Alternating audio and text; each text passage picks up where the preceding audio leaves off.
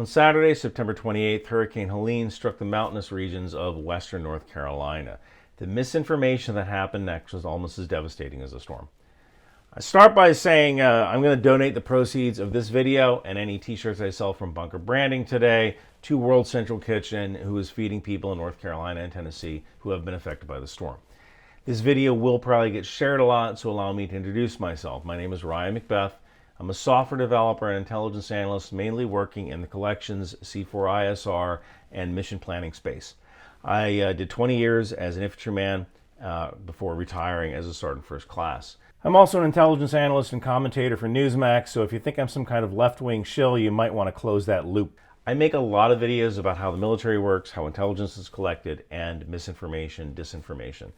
I frequently embed with military units as a journalist. I also work as the director of software integration for the Texas Air Med Lab, a drone company that uses AI-powered drones to deliver whole blood to wounded soldiers on the battlefield. So I know a little bit about intelligence collection and airspace deconfliction. Let's start by using Cyber's social media threat detection software to determine whether our foreign adversaries are spreading this misinformation about Hurricane Helene or whether we're doing it to ourselves. So I actually set up a profile in Cyber to look at a number of keywords that have been frequently used regarding the hurricane and the federal response. And what I discovered shocked me. We have very few foreign actors spreading disinformation. We're doing this to ourselves. This is homegrown. And the disinformation that people are spreading willingly is actually hurting people. I'm going to get to how this is happening in a moment. First off, I spoke with the North Carolina National Guard, not just their public affairs people, but regular troops on the ground. North Carolina is home to multiple National Guard formations, C-17s, Apaches, Special Forces, you name it, they probably got it. And I spoke with National Guard dudes who are actively rendering aid in the mountains of North Carolina. These Air Force and Army National Guard soldiers, they're using razors and helicopters to meet with isolated communities and get them the aid that they need. National Guard citizen soldiers from North Carolina, Florida, New York, Pennsylvania, Iowa, Ohio, Connecticut, Alabama, Kentucky, and Indiana are on the ground. The airspace is full to an absurd degree. These National Guard guys are running on Zen and energy drinks. The National Guard Lakotas, Chinooks, and Blackhawks are in the air, along with civilian rotary wing birds, and deconfliction of the airspace is an issue. It is a problem. It's rush hour up there, and the only reason we haven't seen an accident is due to the professionalism of the National Guard pilots from multiple states who are all working together. There's also active duty units from the 18th Airborne Corps on the ground, specifically the 101st and the 82nd Airborne. They're lending a hand. I embedded with both of those units. They're the best. The active duty and the Guard are delivering generators, chainsaws, thousands of military rations in cases of water. The main goal is to get the roads open again, because with roads, you have a bigger corridor for food and a bigger corridor for water. Now, I want to make this very, very clear. Volunteers are not being turned away. Food is not being confiscated. Now, there have been rumors that FEMA or the Federal Emergency Management Agency is turning people away or preventing them from getting aid. Here's the truth. There's some cultural issues at play here. The kind of people who live in Western North Carolina are competent and capable. You don't live on the side of Mount Mitchell if you're not self-sufficient. And they are also the kind of people who exercise their Second Amendment right to bear arms. It is perfectly normal for them to go to a FEMA aid station while carrying a firearm. And if they get some FEMA employee who grew up in San Francisco or New York City, that city boy is probably going to be terrified when some mountain man with an AR-15 on his back just walks through their tent door. That's where you're getting the whole FEMA isn't giving out aid thing. And I know this because these National Guard soldiers who grew up in the very mountains of North Carolina that these people are from, they understand the local culture. They told me it's happening. And they're the ones who are de-escalating the situation, making sure that the FEMA people understand the culture of the locals.